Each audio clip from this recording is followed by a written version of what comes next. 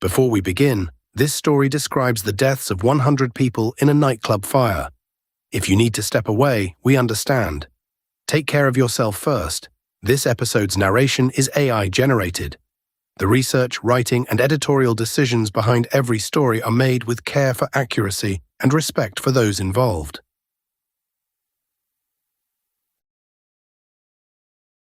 Daniel B. Charlie connected the last wire at 11:05 on February 20, 2003. 4 metal tubes, the size of road flares, were clamped behind the drum kit, angled upward. Above them, 18 inches away, a grey foam wall, soft enough to dent with your thumb. Nobody had ever asked what it would do with a spark. You're listening to The Unlit Room. Every story in here actually happened. That's the part that should scare you. New stories every Monday, Wednesday, and Saturday.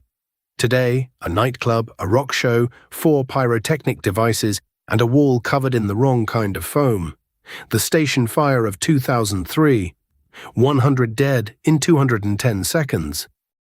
The station sat on Cowset Avenue in West Warwick, Rhode Island, a converted restaurant and bar complex that had been hosting live music since 1994. Low ceilings, a long rectangular main room, a wooden stage at the far end. On a concert night, it could press against its legal limits that had never been formally set above 300 for the performance area. On February 20, 2003, it held 462.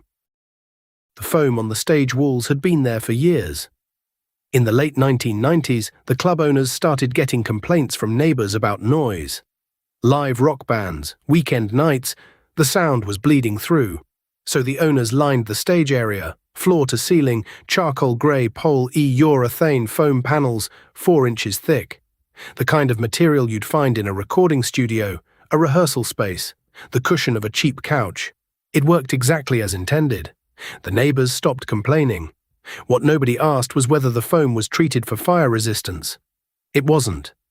The polyurethane installed at the station had no flame retardant additive.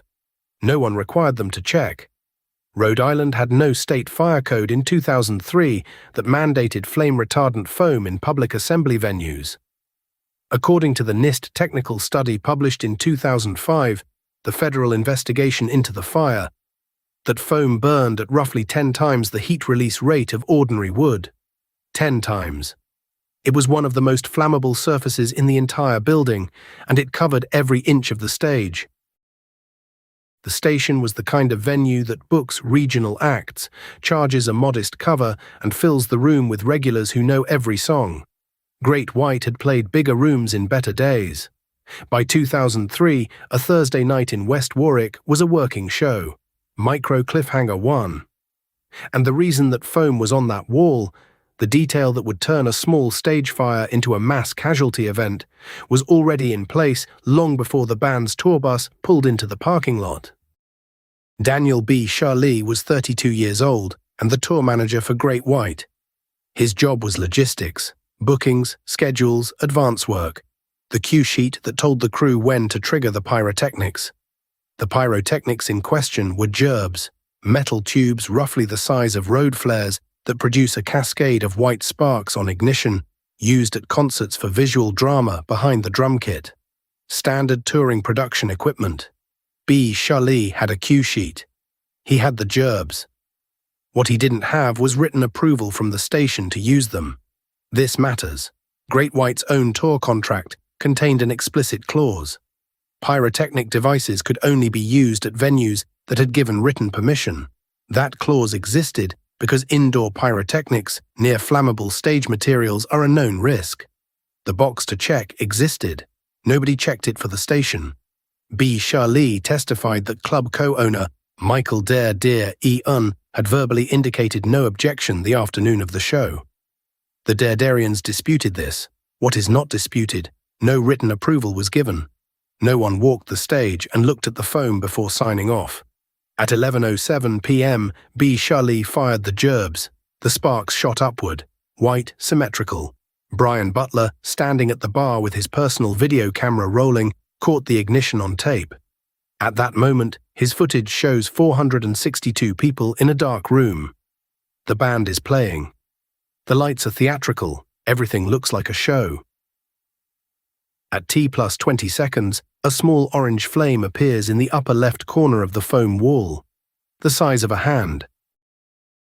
People pointed. Some smiled. The first few seconds of a building fire can look surprisingly like a special effect, which, in a concert venue, is exactly what an audience expects to see. AD break, micro cliffhanger 2. At the moment that foam caught fire, 100 people had under 4 minutes left, and most of them were still watching the stage. T plus 35 seconds. The flame is moving laterally across the ceiling foam at walking pace. T plus 55 seconds. The entire stage ceiling foam is alight.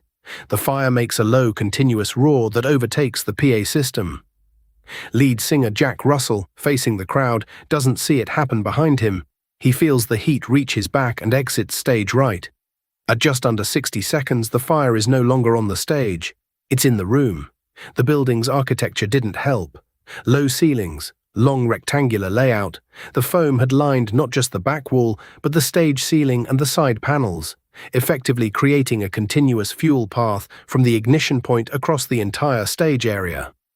NIST's analysis found the fire spread from ignition to full stage involvement in under 60 seconds. The smoke from burning polyurethane was black, dense, and toxic. Visibility dropped to near zero within 2 minutes of ignition. They couldn't see each other. They couldn't see the exits. The building would be fully engulfed in 3 minutes and 30 seconds. Micro cliffhanger 3. But here is the detail that should haunt everyone who wrote the building codes, and everyone who didn't. 3 theories emerged about where the primary liability lay. The first, individual criminal negligence. B. Shully fired pyrotechnics without written venue approval. The Derderians installed untreated foam in a public assembly space. B. Shully pleaded guilty to 100 counts of involuntary manslaughter. Michael Der Deer E.Un. pleaded guilty. Jeffrey Der Deer E.Un. was convicted at trial. The second, advanced by plaintiff attorneys in the civil litigation, the foam manufacturer bore significant responsibility because foam sold for commercial applications lacked clear fire risk labeling for public assembly use. NIST found the foam carried no public assembly safety certification, but also found the owners made no inquiry about fire rating before installing it. The third, and the theory the NFPA weighted most heavily in its post-fire analysis, is systemic regulatory failure. Rhode Island had no requirement for flame-retardant foam in public assembly occupancies in 2003. 37 other states were in the same position. Individual negligence was prosecuted, but the regulatory gap that made that negligence lethal at that scale wasn't unique to West Warwick. It was everywhere. All 3 things can be true at once. The regulatory landscape changed after 2003. The people in that room still had 3.5 minutes. The station had 4 exits, a front main entrance, a narrow vestibule with double doors, roughly 10 by 12 feet, a sidebar exit, a stage-left exit, and a back kitchen door. 4 exits, properly marked and equally visible, gave the building enough capacity to save almost everyone. The problem wasn't the number of exits, it was which one everyone ran for. In a dark room, in a crisis, humans go back to the door they came in through. Not panic, not stupidity. You retrace the path you know. 462 people had walked through the front entrance that night. When the smoke went black and the heat spiked and visibility dropped to nothing, most of them ran for it. The vestibule is 10 by 12 feet. The inner door swings outward. In the crush, the door was pinned, people pressing against people, the door unable to open fully against the mass behind it. First responders arrived at 11:14 p.m., 7 minutes after ignition. The building had largely collapsed. NIST found the structure failed faster than a standard wood frame house fire. The foam didn't just burn quickly, it accelerated structural failure. 100 people died, 230 were injured.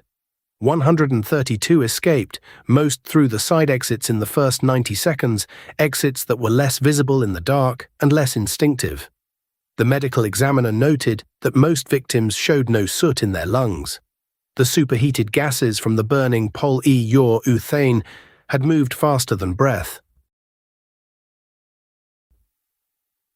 NIST ran computer simulations of how people escape, egress modeling, and reached a conclusion that rarely makes the retrospectives.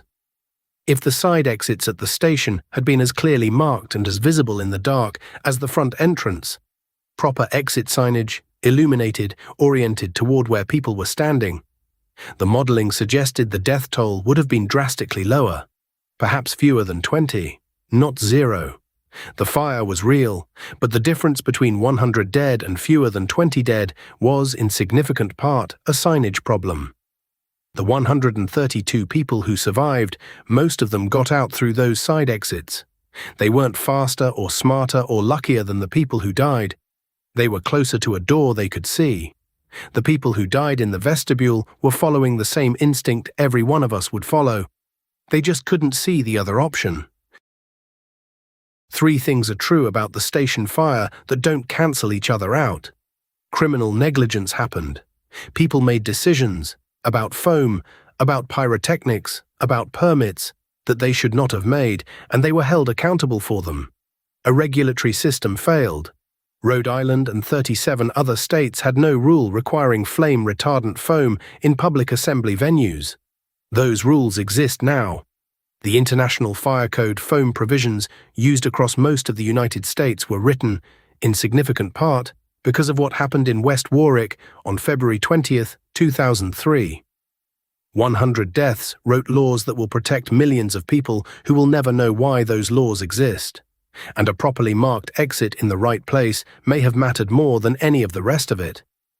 100 people walked into a rock show on a Thursday night. The foam on the wall looked like every other studio panel anyone had ever seen. Nobody thought to ask what it was made of. The question cost 100 lives. If this one kept you up tonight, good. New stories every Monday, Wednesday, and Saturday. Subscribe so the next one finds you. That was the Unlit Room. See you in the dark.